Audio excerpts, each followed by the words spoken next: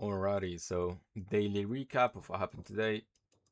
We basically GU daily is bullish, internal is bullish, looking for price to potentially break that weak daily internal high.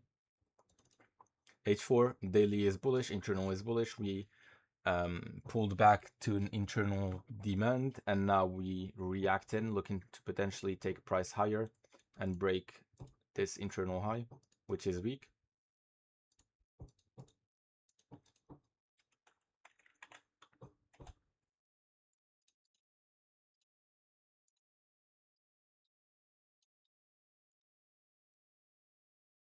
All right. M15. M15 is bullish. Swing is bullish. Internal is bullish. We shifted bullish today. So we're in phase A. Once we shifted bullish from our last sell before the buy, our last extreme, I was looking for price to potentially give us some entries. So price just pushed to the upside, was looking for price to potentially push to this demand and mitigated demand that had inducement, but unfortunately price just continued to the upside and didn't come back here. Then yeah, price just pushed to the upside and ranged for a while. Um, it, we didn't really do much today except giving us the IBOS and just the internal breakout structure and just range. So what could we expect for tomorrow? Well, we have that unmitigated demand, right? If price doesn't break the internal high and give us a new internal low, then I'm gonna expect price to potentially come back to that internal demand. If price does potentially break that internal high, then our internal low would reset and be that one, and then we'll see, because this would be my extreme demand, has inducement in front of it, swept some lows, so that would be a high probability demand to look for trades from, especially as it's the extreme. And as for targets, well, really I have no targets because I can just shoot to the moon and target the swing high. It's weak, so that could be our overall target. And yeah, so that's basically what we're looking for, a GU. Or obviously, when I'm taking trade, I will not target all the way there because, well, price is not close enough for me to target it directly there. We can still see some internal structure. And this week is NFP week, so if I get a win, I'm very happy. So that's all for GU. Let's start with EU. So daily is bearish overall. Um, internal is bullish. Looking for price to potentially push higher into that demand, into that supply, sorry, and mitigate deeper into the EQ. Potentially break this supply as it doesn't have any inducement, and at any moment we could just see price continuing higher to that extreme supply. So yeah, looking for price to push higher basically. On the H4, well, swing is still bearish. We have that as our swing low. Internal is bullish after we had the IBOS. This is our new internal low, and that's our internal high. So we're bullish. We're in phase C, basically pullback. That would be weak high. And that's our strong low. All right, and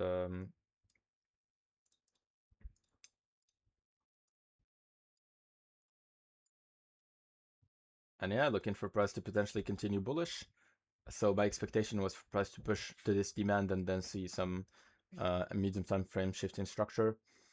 M15, we have swing is bullish, internal was still bearish till now.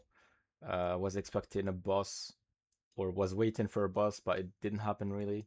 And price just created some fractal structures and keep breaking them and pushing to the upside. I couldn't name these as my internal, although we had the chalk and another shifting structure.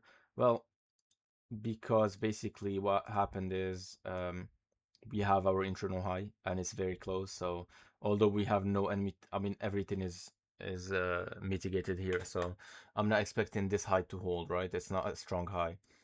but um, I was basically very aware that at any moment we could just see price continuing um, to downside, so that's why I didn't want to risk it and look for longs. Although we had an LC2, I mean LC1, was it LC2A? Yeah, it was an LC2A from this supply, from this demand, sorry, but it wasn't worth it. I mean, the LC2A would be somewhere around there with 2p buffer. If you covered lows, then I wouldn't even get my 122, not even a 123. So very, very risky trade to take. Now, what I'm expecting is potentially an IBOS.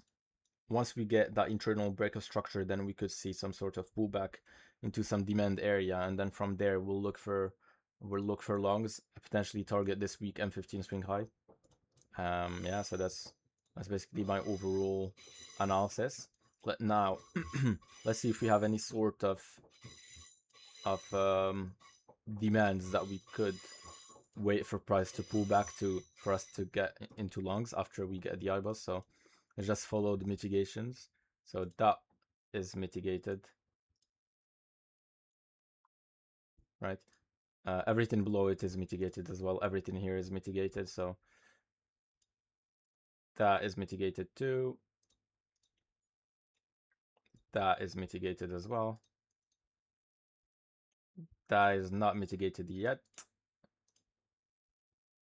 That is not mitigated as well. That is not mitigated as well. So we have we have quite a few levels here. So um,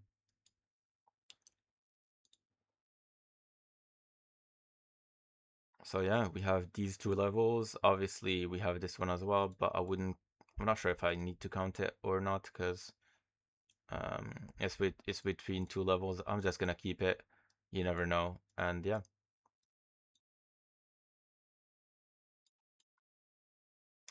So these are our levels. Um, this level has inducement in front of it, right there. That too.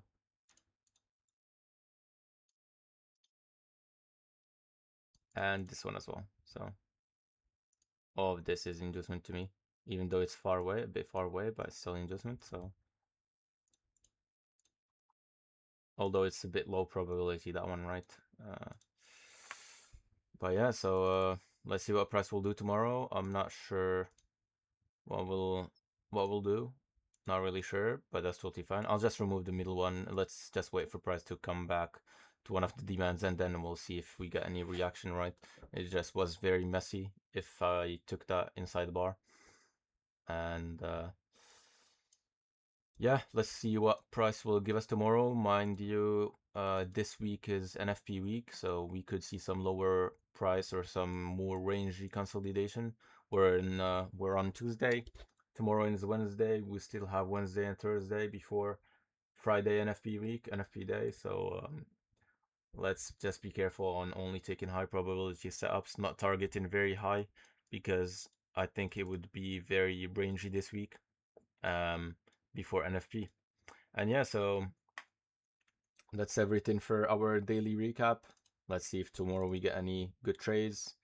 And yeah, catch you tomorrow.